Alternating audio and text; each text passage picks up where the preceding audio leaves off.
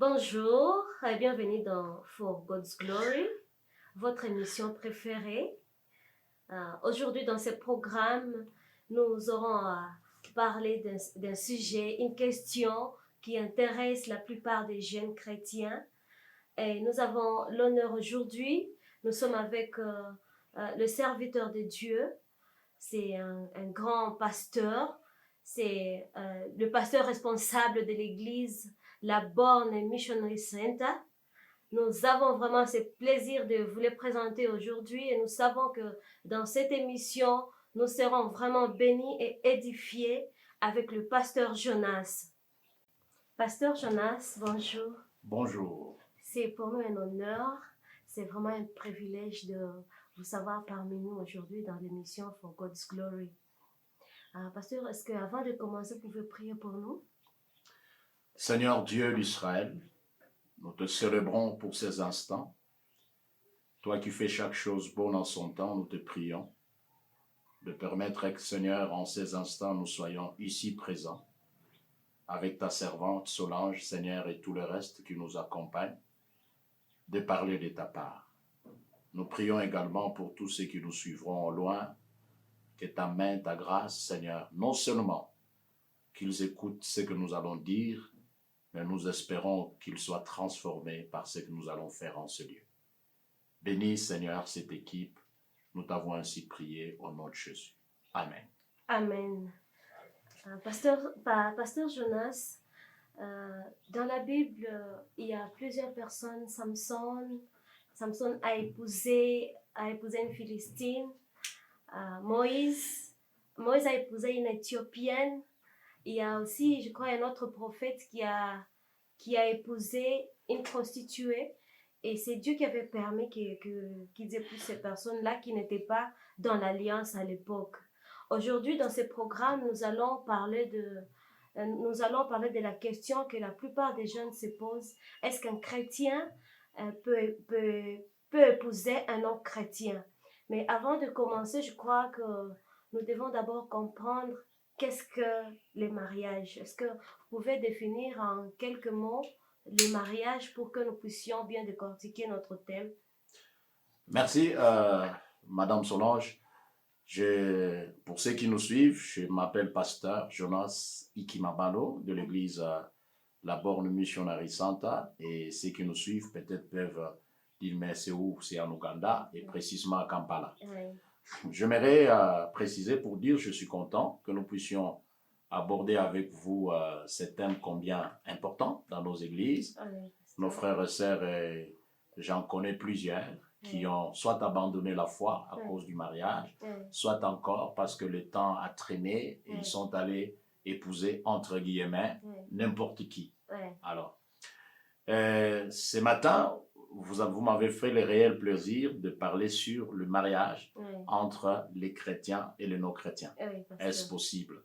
D'abord, s'il faut que nous comprenions ce qu'est le mariage, il y a plusieurs approches de définition du mariage. Les juristes ont une manière de définir le mariage, les sociologues, et aussi l'Église et nous les pasteurs, nous avons notre manière de définir le mariage. Et s'il faut aller dans un angle un peu de droit, si vous permettez, pour ceux qui lisent un peu de droit, je suis dans le contexte de livre des codes de la famille, article 330 du livre des codes de la famille, et ça je suis en droit positif congolais. Le législateur essaie de définir le mariage comme étant l'acte civil, public et solennel, par lequel un homme et une femme qui ne sont ni engagés l'un à l'autre dans un lien d'un précédent mariage et enregistrés établissent entre eux une union légale et durable, dont les conditions de formation et les effets de la dissolution sont déterminés par la loi. Ça, en fait, est l'approche juridique de la définition du mariage. Mais il y a aussi une approche sociologique. Pour les sociologues, le mariage, ça peut être considéré comme une union entre un homme et une femme pour fonder une cellule sociale. Et selon le cas, Ça peut prendre le nom d'un mariage religieux, d'un mariage civil selon les sociétés. Mais la base, c'est qu'un homme et une femme sont ensemble pour fonder un foyer. Mais alors, la tradition chrétienne, nous les chrétiens, nous disons que le mariage est l'alliance entre un homme et une femme pour former un couple et fonder une famille. Et donc, à la base, il y a un homme et il y a une femme. Et des sexes opposés, bien sûr, ce n'est pas un mariage, je n'entre pas dans les autres aspects des choses, mais un homme et une femme, majeurs, adultes, qui acceptent de partager communément leur vie d'ensemble et reconnus comme tels par la société dans laquelle ils vivent, soit l'Église, soit la société. En fait, ça peut être retenu comme, en quelques mots, de façon sommaire, ce qu'on attend par le mariage. Ok. Ce que je vois ce que vous venez de dire, c'est qu'il doit y avoir un homme et une femme. C'est ça la base. Ouais. C'est à nous alors de connaître dans cette émission, cet homme doit être comment, un chrétien ou un non-chrétien. Je crois qu'on aura à débattre dans cette émission. Merci beaucoup, pasteur. Est-ce que vous pouvez nous dire... est-ce que c'est bon pour un chrétien d'épouser un non-chrétien? Bon, d'abord, tout le monde peut se marier avec la personne de son choix. Si nous entrons dans le cadre de la liberté, qui est un privilège exclusivement humain, parce que la liberté, il n'y a que des hommes qui sont libres, les animaux ne sont pas libres. Alors, si nous sommes des hommes libres, tout homme libre peut se marier avec n'importe qui de son choix. Ok. Donc, là, il n'y a pas de problème. Mais lorsque nous disons que nous sommes chrétiens, c'est que nous ne sommes pas comme tout le monde. Un chrétien n'est pas tout le monde. Il est chrétien. Et il est chrétien. Un chrétien est différent de nos chrétiens. Alors, pour bien répondre à votre question, d'abord, il faut que nous sachions qui est chrétien et qui ne l'est pas. À mon avis, un chrétien, c'est tout homme ou toute femme qui a donné sa vie à Jésus-Christ et qui les reconnaît dans sa vie comme son Seigneur et son Sauveur et qui fait cet effort de marcher conformément à la parole de Dieu. C'est celui-là, un chrétien. Il a les lois, il a les principes, il a les repères, il a les modèles en tant que chrétien. Un non-chrétien, c'est tout ce qui est contraire au chrétien. Donc, c'est quelqu'un qui n'a pas reçu Jésus dans sa vie comme Seigneur Sauveur. C'est quelqu'un qui mène sa vie telle qu'il l'entend. C'est quelqu'un qui n'a pas de maître, qui n'a pas de direction. Pas de principe, sinon peut-être sa conscience. Et qui vit sa manière, qui vit sa liberté telle qu'il l'entend. Cette liberté que la Bible peut appeler libertinage. Alors, celui-là, c'est un non-chrétien, pour ne pas dire païen. Appelons ça un non-chrétien. Un non-chrétien. Alors, vous me posez la question, si le mariage entre un chrétien et un non-chrétien peut être possible. Si vous voulez que je vous réponde selon la société humaine, oui, c'est possible. Je vis des chrétiens, ceux qui se réclament des chrétiens épouser les non-chrétiens. Selon la société, selon les familles, selon les cultures. Parce qu'il y en a qui définissent les mots chrétiens en fonction de sa religion et en fonction de sa société. Mais si nous voulons rester bibliques tel que moi, je viens de définir un chrétien, alors là, il y a un problème. Et je peux vous répondre par un non formel. Qu'un chrétien ne peut pas épouser un non-chrétien. Alors, si je dis non, est-ce que je trouve, moi, des fondements dans la parole de Dieu? Il faut des fondements. Je trouve, moi, des fondements dans la parole de Dieu qui prouvent qu'un chrétien ne peut pas épouser un non-chrétien, ou c'est une opinion personnelle. Je crois que je ne suis pas venu ici pour des opinions personnelles. Non. Je suis venu ici pour la parole de Dieu. Et je vous rappelle que votre émission, c'est For God's Glory. Donc, pour la gloire de Dieu, regardons simplement la parole de Dieu. Et nous pouvons voir dans l'Ancien Testament, comme dans le Nouveau Testament, des cas que la parole de Dieu recommande clairement qu'à un non-chrétien, un chrétien, de ne pas épouser un non-chrétien. Et ça, c'est sans ambiguïté. Lorsque nous lisons d'abord notre patriarche Abraham. Mm. Notre patriarche Abraham, qui a épousé sa femme Sarah dans sa famille, dans son pays, Dieu le demande de quitter pour habiter le pays des Canaan. Il a obéi. Et là, par la promesse de Dieu, Dieu lui donne Isaac. Mm. Et quand Isaac a grandi et qu'Isaac devrait se marier, Abraham donne une condition à Isaac. Et si nous le lisons dans Genèse chapitre 24, versets 1 à 5, si vous permettez, que je lise, je le lis en français. La Bible dit ceci: Abraham était vieux, avancé en âge, et l'Éternel avait béni Abraham et toutes choses. Abraham dit à son serviteur, le plus ancien de sa maison, l'étendant de tous ses biens: mais je t'ai pris ta main sous ma cuisse, et je te ferai jurer par l'Éternel, le Dieu du ciel et le Dieu de la terre, de ne pas prendre pour mon fils une femme parmi les filles cananéennes, au milieu desquelles j'habite, mais d'aller dans mon pays et dans ma patrie prendre une femme pour mon fils Isaac. Ça, c'est Abraham. Il arrive chez les Cananéens. Dieu lui avait donné à lui la promesse, le message, selon lequel Dieu se révélera à lui, Abraham. Il lui fera de lui une grande nation, un grand peuple.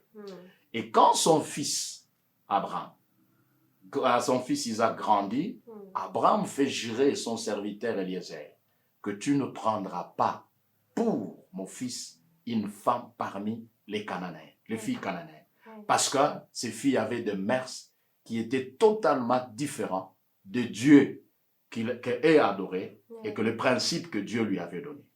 Et c'est ce qui a été fait pour le choix de la femme d'Isaac.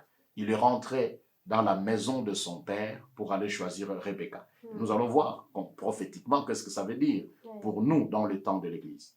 Isaac grandit. Isaac, à son tour, veut mourir. Il fait la même chose. Quand nous lisons dans Genèse, chapitre 28, versets 1 à 4, Isaac grandit, il veut mourir pour Jacob. Isaac recommande la même chose. La Bible dit, Isaac appela Jacob, le bénit et lui donna cet ordre: tu ne prendras pas une femme parmi les filles des Canaan. Lève-toi, va à Padaram, à la maison de Bethuel, père de ta mère, et prends-y une femme d'entre les filles de Laban, frère de la mère, que le Dieu Tout-Puissant te bénisse et te rende féconde. Donc, l'instruction que Isaac avait reçue de son père Abraham, c'est la même instruction que Isaac à son tour donne à Jacob. Tu ne prendras pas une femme parmi les femmes cananéennes. Le Dieu de ses pères, Abraham et Isaac, lui a montré la voie à suivre.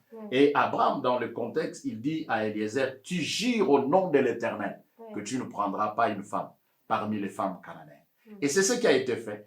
À Isaac, Abraham l'a fait pour Isaac et Isaac l'a fait pour Jacob. Et ici, nous sommes à la dispensation de la promesse. En fait, au temps d'Abraham. Mais quand la loi est venue, Moïse est venu avec la loi. Dieu va réglementer ces choses dans la loi de Dieu. Il va les rendre un peu plus claires dans la loi de Dieu. Et nous allons comprendre ce que Dieu dit dans la loi. Dans Exode, par exemple,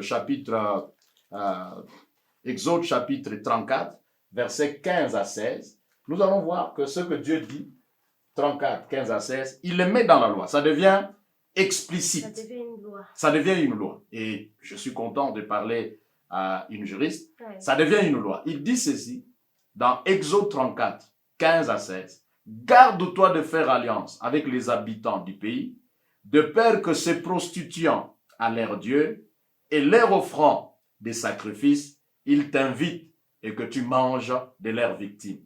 De peur que tu ne prennes de leurs filles pour tes fils et que leurs filles, se prostituant à leur Dieu, n'entraînent tes fils à se prostituer à leur Dieu.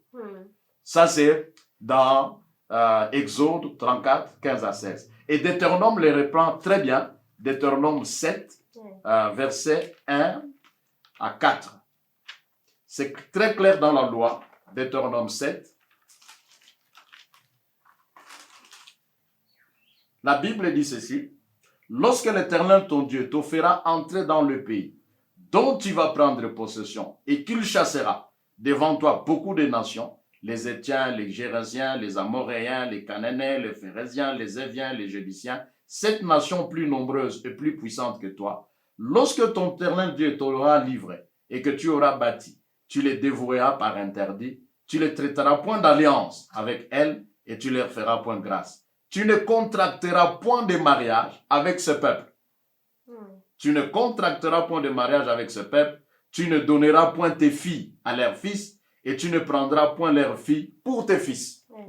Là, nous sommes dans la loi de Moïse, où Dieu rend ce que les Abraham ont fait par sagesse, par intelligence de leur milieu.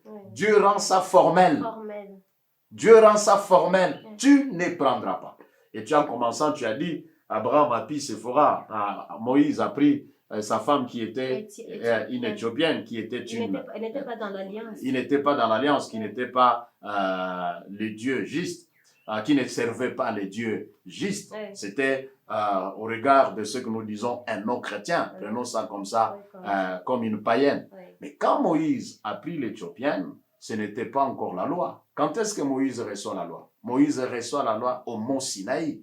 Après le mariage avec son épouse et après avoir traversé avec les enfants d'Israël dans les déserts au mont Sinaï, Moïse reçoit cette loi qui l'interdit et qui interdit à tous les enfants d'Israël que vous ne prendrez pas pour vos fils et pour vos filles les enfants, les gens qui n'ont rien à voir avec le Dieu d'Israël, les Cananéens, les Phérésiens, les Jébusiens, que nous traiterons aujourd'hui comme des non-chrétiens. Pour nous qui avons la révélation du vrai Dieu, ces gens sont comme des Cananéens et des gens qui n'ont rien à voir avec Dieu. Et quand nous voyons même ceux qui ont désobéi à cette loi de Dieu dans l'ancienne alliance, les cas par exemple du mariage entre Samson et Delilah, prenons le cas de Akab et Jézabel, ils ont apporté des choses parce qu'ils disent, ils amèneront leur Dieu, de peur qu'ils amènent le cœur de vos fils vers leur Dieu. Écoutez, le mariage n'est pas seulement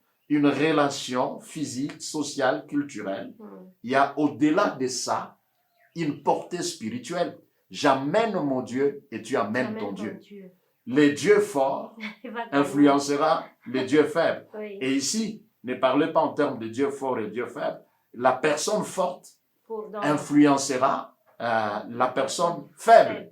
Et dans le cas de Jézabel, Jézabel a été fort devant Akab. On a amené l'idolâtrie en Israël pour le roi Akab. Et ici, nous sommes dans l'Ancien Testament. Quand nous venons maintenant dans la Nouvelle Alliance, quand nous lisons 2 Corinthiens 6, 14 à 18, dit la Bible, il n'y a pas de rapport entre la lumière et les ténèbres. Il n'y a pas de rapport entre Bélial et Dieu. Il n'y a pas de rapport entre les chrétiens et les non-chrétiens. Alors, est-ce qu'un chrétien peut épouser un non-chrétien? Mais c'est formellement interdit dans la parole de Dieu.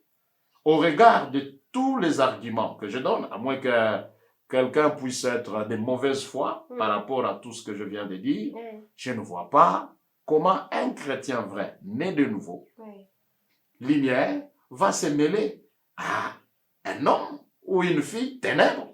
Parce que les païens, c'est les ténèbres. Il n'y a pas de rapport entre la lumière et les ténèbres. Soit c'est la lumière qui éteint les ténèbres, ou soit c'est les ténèbres qui éteint la lumière. Il y a des choses. Et c'est clair dans la parole de Dieu que si nous voulons respecter la parole de Dieu, un chrétien ne peut pas épouser un non-chrétien. Ok, pasteur, selon ce que je viens de comprendre, c'est vraiment la volonté parfaite de Dieu, c'est que nous ne puissions pas épouser les non-chrétiens. Un chrétien, oui. Mais il y a, je crois, il y a dans la Bible quelqu'un à qui Dieu avait autorisé d'épouser une prostituée. C'était un prophète. Oui, le prophète Osée. Oui. Ouais. Mais comment prenez-vous ça? Parce que c'est Dieu qui avait autorisé ces prophètes-là d'épouser une prostituée. Prophétiquement, le mariage de Osée avec la prostituée, une femme des nations, parce que quand on parle de la prostituée, il faut voir d'abord une femme des nations. Tout celui qui avait un autre Dieu, que le Dieu juif, le Dieu d'Israël y avait, était considéré comme une prostitution, cette façon de faire. Mais ici, c'est une possibilité, le Dieu d'Israël qui ouvre la possibilité aux nations de lui avoir comme Dieu. Mm. Sur le plan prophétique, en fait, c'est l'Église. Oui. Hein, l'Église qui est constituée Mm. des nations de tout peuple. En fait, nous là, que la Bible appelle l'olivier sauvage, nous étions sans droit des citoyens d'Israël, nous n'étions pas, nous étions étrangers aux promesses de Dieu. Oui. Par le sang de Jésus, il est venu chez les siens ne l'ont point reçu. Mm. Mais à tous ceux qui l'ont reçu, il les a donné le pouvoir de devenir enfants de Dieu. Donc, nous avons cette grâce par cette illustration du mariage du prophète Osée et la femme prostituée, comme si nous, les prostituées, les oliviers sauvages, par la grâce de Dieu, prophétiquement, nous serons acceptés dans la maison du Seigneur et constituer le même peuple. Mais ceci n'est pas une recommandation de la parole de Dieu. C'était comme une ombre. Hein? Voilà, Oui. appelons ça une ombre de choses à venir. Oui. En fait, c'est une réalité prophétique qui était Oui. cachée dans ce mariage. Yeah. Mais ceci n'était pas une recommandation des enfants d'Israël d'épouser des prostituées comme Osée. Ok, merci. Merci beaucoup, pasteur. Ouais. En tout cas, merci. Je sais que nos téléspectateurs sont en train d'être édifiés ici. Et nous attendons vos commentaires, vos questions. Le pasteur sera toujours disponible pour vous répondre.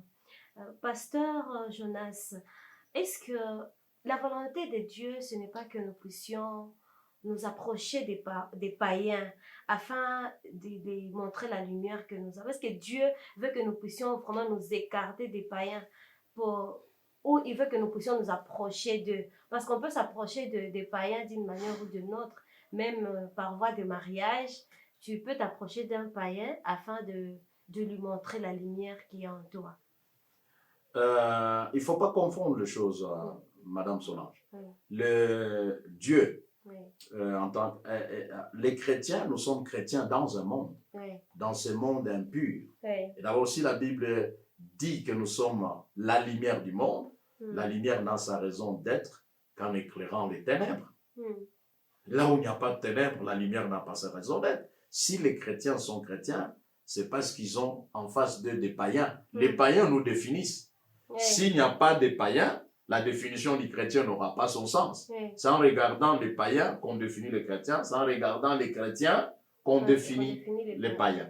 En fait, la lumière est faite pour briller dans les ténèbres. C'est comme ça que la Bible dit, on ne met pas une lampe sous la table, mais on la met sur la table pour éclairer la maison.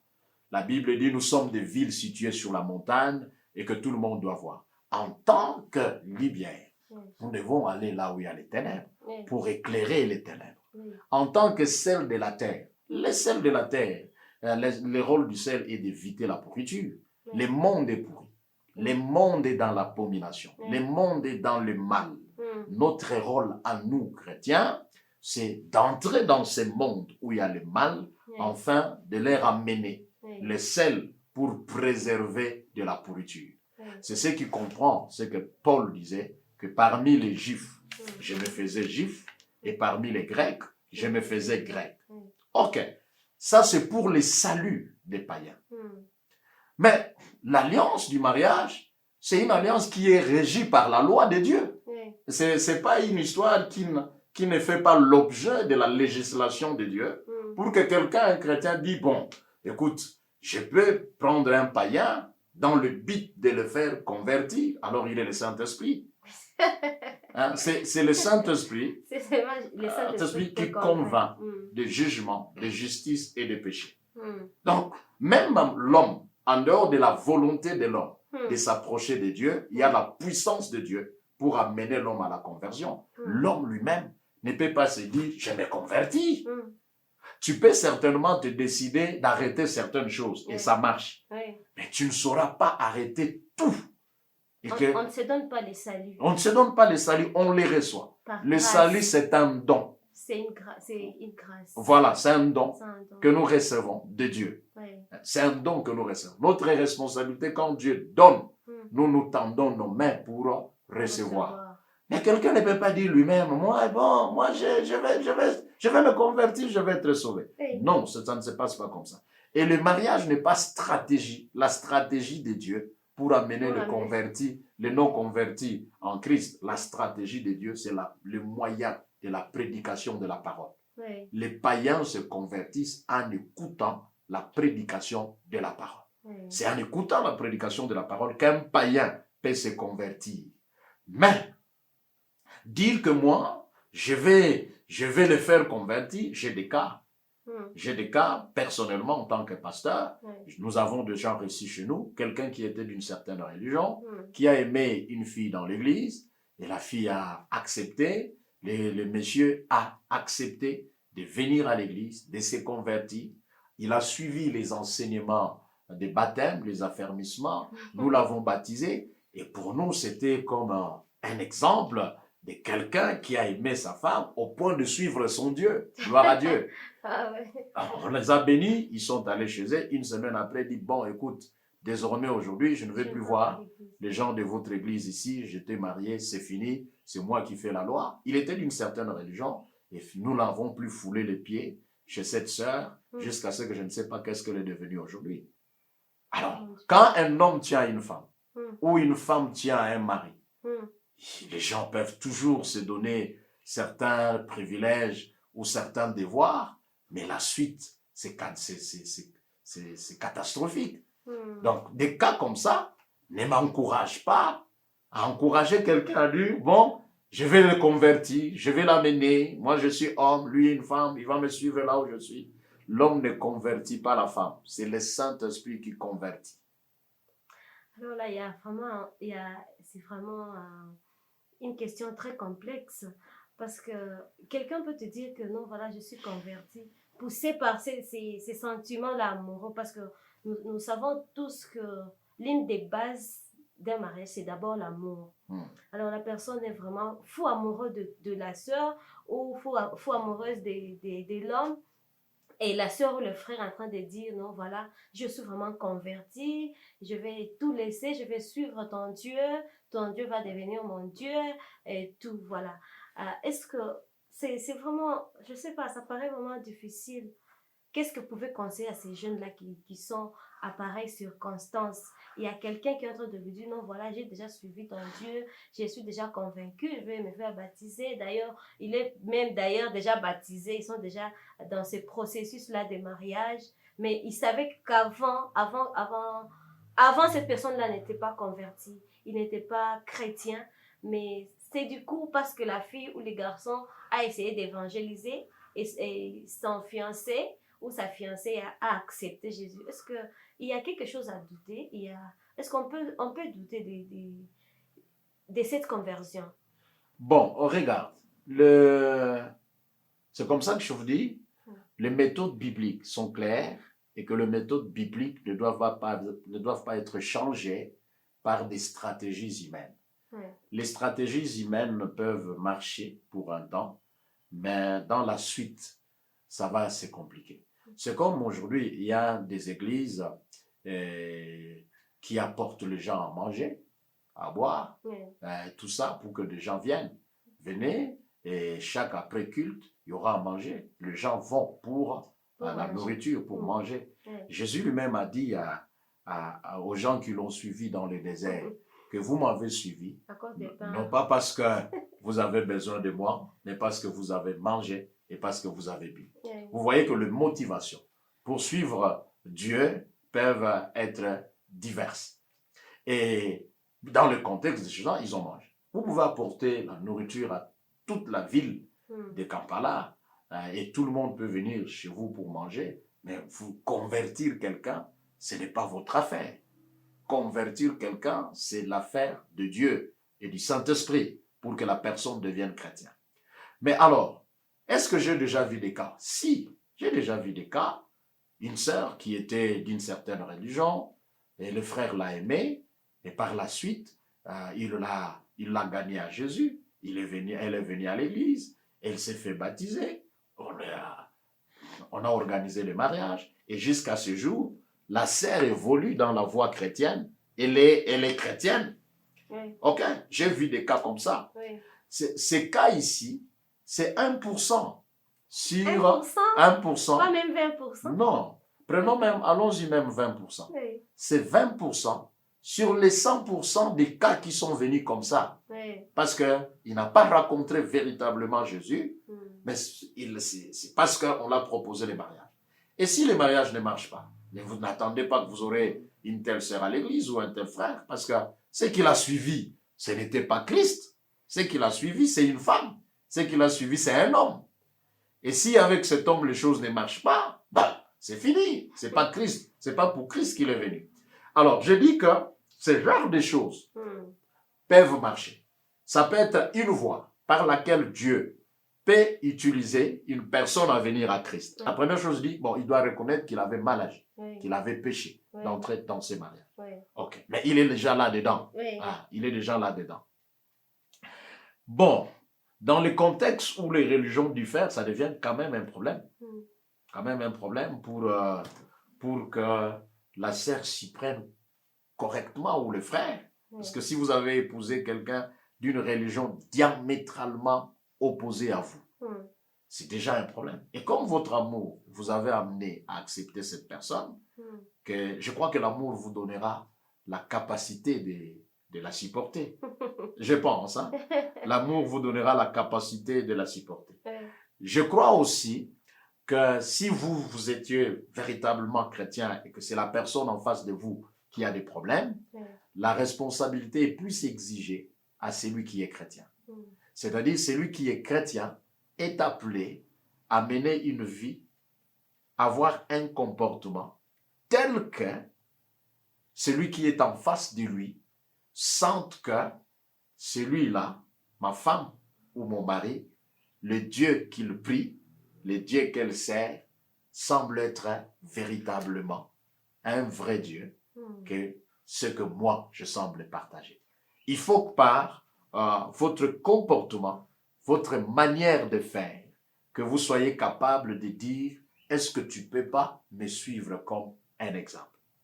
C'est comme ça que l'apôtre Pierre, il est en train d'exhorter les femmes à être modestes. Quand nous lisons dans 1 Pierre, chapitre 3, versets 3 à 5, la Bible dit ceci, ayez non cette parure extérieure qui consiste dans les cheveux tressés, les ornements d'or ou les habits qu'on revêt, mais la parure intérieure est cachée dans le cœur, la pureté incorruptible d'un esprit doux et paisible qui est d'un grand prix devant Dieu. Ainsi séparaient autrefois les saintes femmes qui espéraient en Dieu, soumises à leur mari.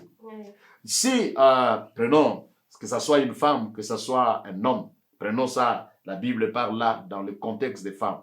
Une femme chrétienne qui a épousé un mari non chrétien, mais qui ne passe pas son temps seulement dans la parure extérieure, dans les ornements d'or, dans les habillements, mais qui a aussi une pureté du cœur, qui est une femme soumise à son mari, qui fait la joie de son mari et qui fait en sorte que son mari soit dans la paix, dans la joie, dans le foyer, cette femme peut amener son mari à croire à son Dieu, à suivre son Dieu.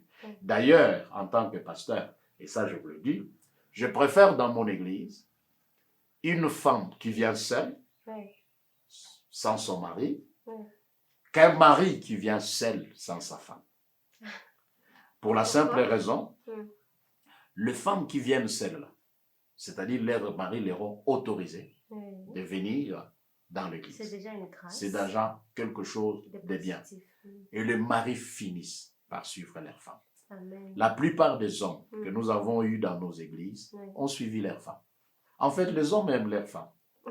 Et quand ils savent que sa femme a son cœur dans son église, les maris l'accompagnent. Mais si c'est le mari qui a trouvé l'église et que le cœur de la femme n'est pas attaché à cette église, c'est difficile pour les maris. C'est difficile pour les maris. Généralement, ce que je dis, souvent nous, les maris, nous conduisons nos femmes dans nos églises par imposition. Ah, c'est moi l'homme, je t'ai épousé, tout ça, tu dois me suivre. Ok. Et des fois, la femme va sans conviction. Bon, je vais seulement pour les satisfaire, mais dans mon cœur, je ne suis pas là. Mais le mari ne suit pas sa femme par imposition. Généralement, c'est par conviction. Par conviction. C'est comme ça que les femmes, vous, femmes chrétiennes, qui avez commis les premiers péchés, d'accepter des hommes païens, oui. Bon, vous êtes déjà dans cette histoire, je ne vais pas vous dire quitter. Menez alors une vie de chrétienté sérieuse et je crois que vos maris vous suivront. Mais si vous perdez, parce que dans cette histoire, j'ai vu des femmes chrétiennes qui acceptent des maris non chrétiens. Les maris boivent, les maris amènent ses amis boivent, le mari amène sa femme dans les boîtes, parce que moi j'aime la vie des boîtes, allons-y dans les boîtes, sinon si tu me laisses, je vais aller prendre les autres femmes là-bas. La femme qui ne buvait pas commence à boire, la femme qui n'entrait pas les boîtes commence à entrer la boîte, et elle devient peut-être plus dangereuse encore que son mari. Vous voyez, c'est ça le risque d'entrer dans cette affaire. Jusqu'où mon amour doit m'amener vis-à-vis de l'autre. Pas d'abandonner les fondamentaux de la foi chrétienne. Donc, vous demeurez, vous, chrétienne. Vous jouez le rôle d'un évangéliste. D'un évangéliste, parce que vous avez déjà commis l'erreur. Avec patience. Ok. Certainement que la personne sera en train de se comporter bizarrement parce qu'il ne connaît pas la lumière. Ouais. Alors, la personne qui est déjà dans cette situation doit avoir beaucoup de patience, beaucoup de prudence aussi. Oui. Oui. D'accord, beaucoup de patience, prier pour le conjoint en face de lui, pour que le Seigneur le touche et se comporter de manière à être un modèle pour lui. Et ça devient, c'est une autre responsabilité des convictions par ton comportement. Alors, quelqu'un qui croit à l'évangile, à la puissance de la prédication, il ne m'a pas regardé d'abord avant de croire. Il a été convaincu par le Saint-Esprit. Mais dans la maison, ça devient une pédagogie. Donc, vous devez amener à votre conjoint d'être convaincu que vous êtes une femme chrétienne ou bien vous êtes un homme chrétien pour suivre votre Dieu. Nous pouvons même dire que, pouvons-nous dire que c'était peut-être le plan de Dieu pour gagner cette âme-là, ces mariages? Non, le plan de Dieu, il faut pas confondre la volonté de Dieu, j'entends, c'est la volonté de Dieu, le plan de Dieu et tout ça. La volonté de Dieu est ce que Dieu nous amène selon sa parole. La volonté de Dieu, il ne faut pas le chercher. Je t'ai suivi dans une émission où tu parlais de la volonté de Dieu. La volonté de Dieu est révélée, elle n'est pas cachée. La volonté de Dieu, c'est sa parole. Ce que Dieu a voulu que nous sachions, il l'a mise dans la parole. Alors, la parole te dit, tu ne prendras pas une femme païenne. Tu ne prendras pas un mari païen. Dieu ne va pas se servir d'un mari païen pour faire un plan. Pour faire un plan. Non, non. Dieu peut se servir de païens pour une mission. Mais cette mission-là ne sera pas une mission à caractère... ça ne sera pas la volonté... comment on dit? Ça sera comme une volonté permissive, mais pas la volonté... la volonté parfaite. Oui, la volonté permissive, là, il faut aussi les clarifier. Dieu a appelé des païens dans la Bible leurs serviteurs, Moïse comme Cyrus. Un païen que Dieu a utilisé pour avoir une ordonnance et demander aux Juifs de rentrer chez eux, aller construire leur vie. Et Dieu l'appelle mon serviteur Cyrus. Ici, les serviteurs, c'est les serviteurs missionnaires. Dieu s'est servi de lui pour qu'il accomplisse la mission divine pour un peuple. Mais il ne devient pas chrétien. Si le maire, il ne va pas au ciel, non. Il ne va pas aller. Non. Par exemple, tu es là aujourd'hui, Dieu peut se servir des païens pour te bénir. Les gens qui nous bénissent ne sont pas tous des chrétiens. Il y a des païens que Dieu utilise sur notre chemin. Même là où certains païens, certains chrétiens reculent, vous verrez un païen s'élever pour te défendre. En fait, Dieu l'utilise pour une mission, mais ne fait pas de lui chrétien. Pour être chrétien, il faut naître de nouveau. Il faut une régénération. C'est deux choses différentes. Il faut rencontrer Jésus. Alors, Jésus nous a donné la stratégie. C'est comment? L'évangile. Prêcher l'évangile. C'est l'évangile qui amène le salut à ceux qui n'en ont pas. C'est pas les mariages. Pour les mariages, c'est interdit. Mariez-vous aux chrétiens. Ça, c'est un fait.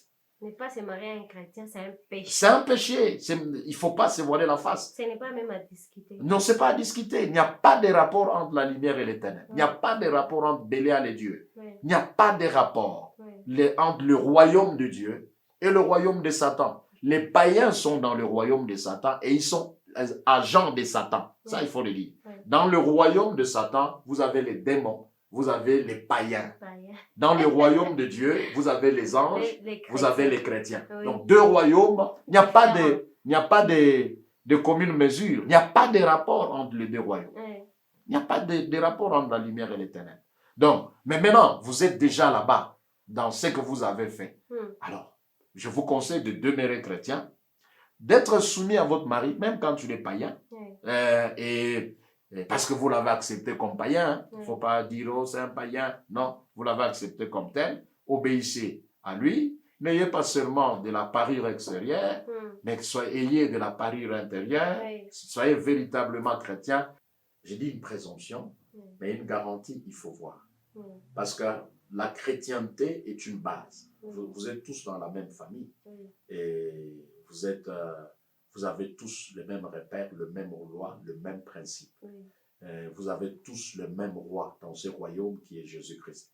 Ça, j'ai dit une présomption. Mais comme c'est une relation du mariage, on doit aussi tenir compte d'autres choses. Au-delà de la chrétienté, on doit tenir compte d'autres critères pour que ça marche. Parce que bon, entre nous soit dit, quelqu'un peut être chrétien, mais bon, n'est pas aimé, par exemple, une fille d'une telle culture. Je parle de culture. Cette culture-là, ça ne me plaît pas. Mais nous sommes tous enfants de Dieu. Les Chinois, les Indiens, les Ougandais, les Congolais et tout ça, tous qui sont enfants de Dieu, nous sommes enfants de Dieu.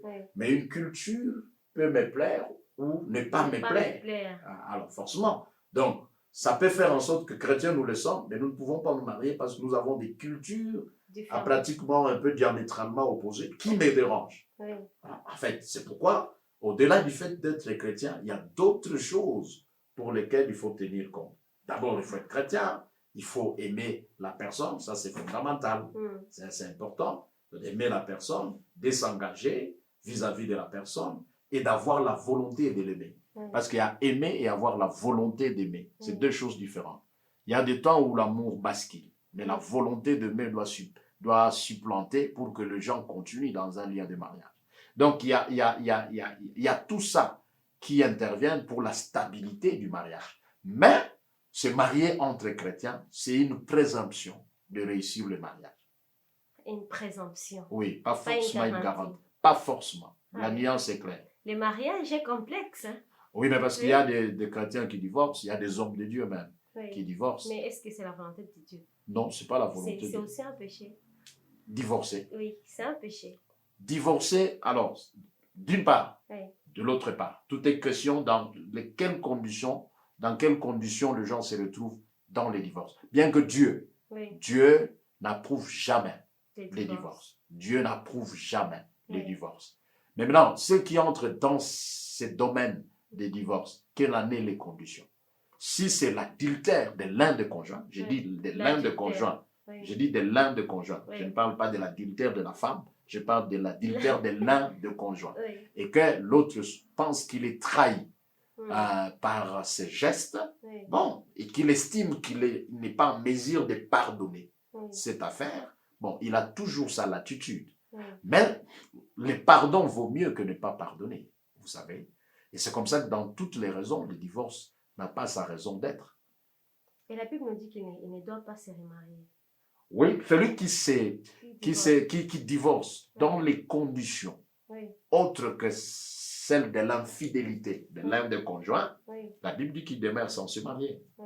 Mais est-ce que, regardez-moi dans la société, même certains hommes de Dieu qui divorcent pour des raisons qui se remarient, la Bible est claire là-dedans qu'ils commettent l'adultère. Ben, ce n'est pas moi qui le dis. Hein. C'est la Bible. C'est la Bible qui le dit.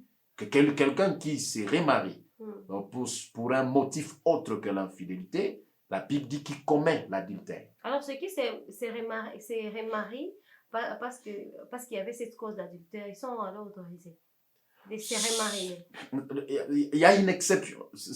L'infidélité de l'un des conjoints devient comme une exception de cette règle. Si quelqu'un estime qu'il ne peut pas pardonner un homme ou une femme qui l'a trahi dans une infidélité, mais il ne saura pas vivre avec lui. Dans ces conditions-là, La Bible l'autorise de se remarier. Ok. Et j'ai dit ceci, et même dans ces conditions-là, Oui. pardonner vaut mieux que ne pas pardonner. Oui. Parce que Dieu nous a pardonné. Mais il estime que je ne saurais pas pardonner. Bon, je ne vais pas le mettre les choses sur la coupe. Mais combien aujourd'hui qui divorcent pour des raisons, oh la femme ne me respecte pas, oh, tout ça. Il est vrai que dans un couple, la paix est importante. Hein. Quand une femme ne respecte pas son mari, elle s'attend à quoi? Elle s'attend à ce que ce couple soit stable, son foyer soit stable. Je crois que le foyer ne saura pas être stable. Mais ce n'est pas une raison. Oui. Ce n'est pas une raison pour divorcer. Et il y en a qui divorcent et qui demeurent pasteurs. La Bible est claire là-dessus que celui qui les fait commet l'adultère. Oui. La Bible est claire là-dessus. Ok, merci, merci pasteur. Hum. Notre auditoire, je crois, ils sont vraiment édifiés aujourd'hui et nous allons recevoir beaucoup de questions sur ces sujets. Je voudrais savoir, pasteur, quelles sont les conséquences d'épouser un homme chrétien? Les conséquences. En fait, dans la Bible, toi-même, je sais que tu as vu, en parlant de Delilah avec Samson, en parlant d'Akab avec Jézabel, Oui. en parlant de Dina avec les hommes de son milieu, ça a créé des morts, ça a créé des troubles, ça a créé des problèmes dans la société. Alors, les conséquences sont nombreuses. Ce que je dis là, je ne pense pas que ça va être, la liste va être exhaustive. Hein. Nos téléspectateurs, ceux qui nous suivent, peuvent encore trouver d'autres qui peuvent ajouter renchérir dans ce que nous sommes en train de dire. Ils peuvent en trouver nombreux. Selon les expériences des uns et des autres. Mais je pense, par rapport à ça, les conséquences sont nombreuses. D'abord, la possibilité de perdre sa foi. Quand on épouse quelqu'un qui n'a pas la même foi que moi, j'ai la possibilité de perdre ma foi. Et beaucoup de cas, entre les païens et les chrétiens, celui qui est plus à l'aise, c'est les païens par rapport aux chrétiens. Et souvent, les relations entre chrétiens et païens, souvent amènent les chrétiens à abandonner la foi, souvent, et à suivre, à entrer dans les choses qui n'honorent pas. Vous avez trouvé un mari qui vous tape matin, midi, soir, et c'est un païen qui fume, qui boit, qui rentre drogué et tout ça. Vous êtes chrétien, vivre dans ce couple, c'est pas toujours facile. C'est pas toujours facile. Et vous risquez, vous aussi, de perdre votre foi. Carrément, de quitter un tel homme, de fuir ou de faire des choses. Parce que ça ne va pas. Ça, c'est un fait. Deuxièmement, il y a une divergence permanente en matière de convictions. Et en fait, normalement, on ne peut pas épouser quelqu'un avec qui on a des convictions divergentes. Moi, je pense que je dois aller au nord, toi, tu penses que tu dois aller au sud. Comment nous allons nous marier comment? Tu penses que Dieu donne, moi, non, Dieu ne donne pas. Tu penses que je peux donner l'offrande? Non, non, non, il n'y a pas d'offrande. Tu penses que...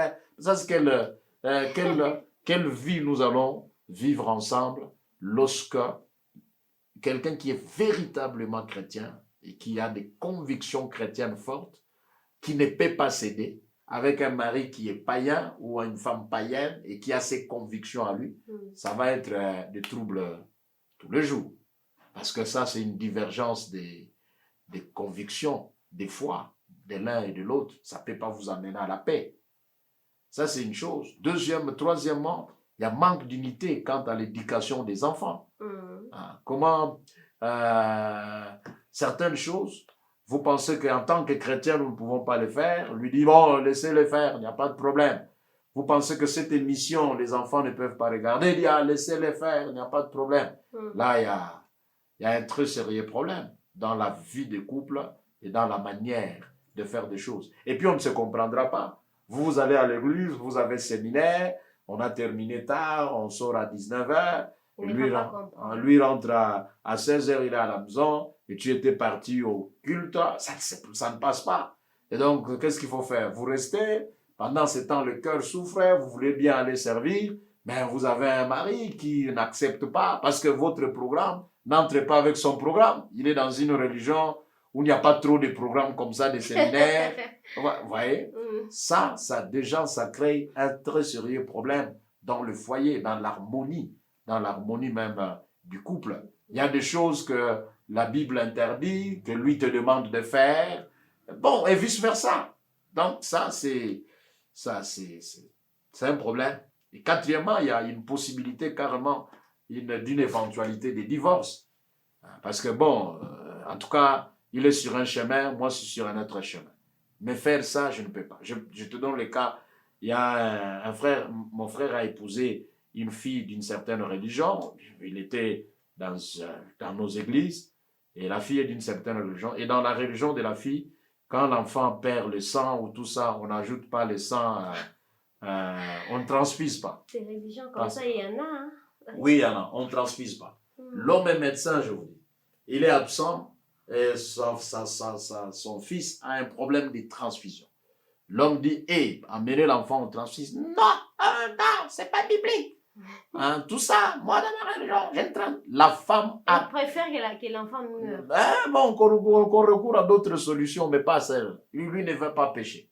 L'homme insiste, il fallait que des interventions viennent du dehors pour venir arracher à la femme l'enfant, pour que l'enfant aille à l'hôpital et qu'on les transfuse. Tu vois les guerres des religions. Voilà, les dangers d'épouser des gens quand vous n'avez pas la même foi, quand vous n'avez pas la même conviction. Et dans les cas d'espèce, c'est un sérieux problème.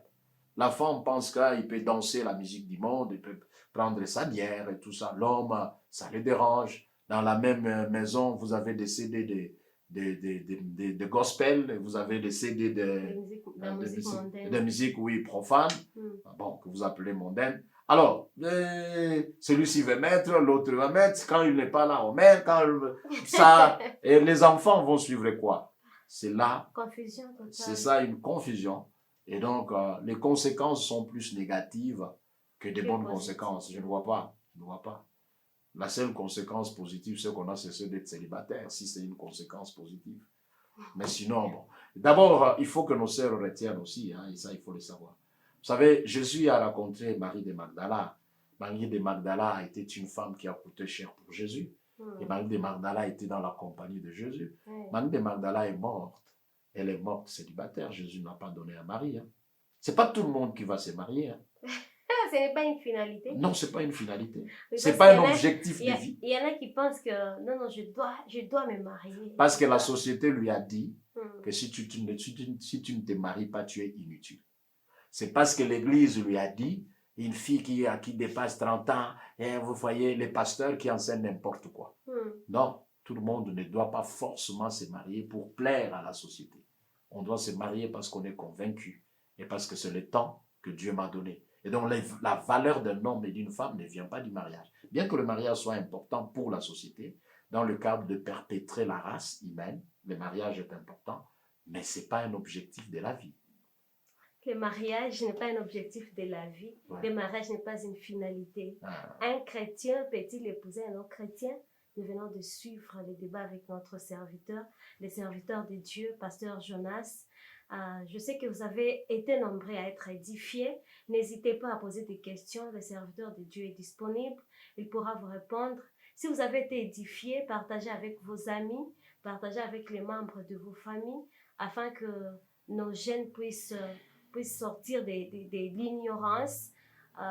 C'était vraiment une bénédiction. C'était une grande bénédiction pour nous tous. Merci beaucoup, pasteur. Amen. Nous sommes vraiment flattés, nous sommes bénis. Nous sommes honorés de vous recevoir, de vous avoir reçu ici. Ça a été une grande bénédiction pour nous-mêmes et pour le peuple de Dieu, qui est vraiment Dieu, que Dieu vous bénisse abondamment. J'espère que ça ne sera pas la dernière fois. Prochainement, je sais que Dieu nous fera grâce. Je crois. Amen. Merci beaucoup, papa. Alors, je crois qu'en ce moment, vous pouvez avoir quelque chose à dire à ces gens qui nous suivent, qui n'ont pas encore donné leur vie à Jésus. Si vous pouvez les amener à recevoir Christ, qu'il soit leur Seigneur et Sauveur. Bien-aimés en Christ, jeunes, vous qui m'entendez, célibataires ou mariés, partout vous suivrez ces morceaux. Je vous prie, par la grâce de Dieu, que les temps sont mauvais. et que Jésus revient bientôt. Au-delà de tout ce que vous pouvez être, ingénieur, marié, pharmacien, docteur, businessman, il y a une vie au-delà de cette vie. Et cette vie, nous pouvons la recevoir en Jésus-Christ.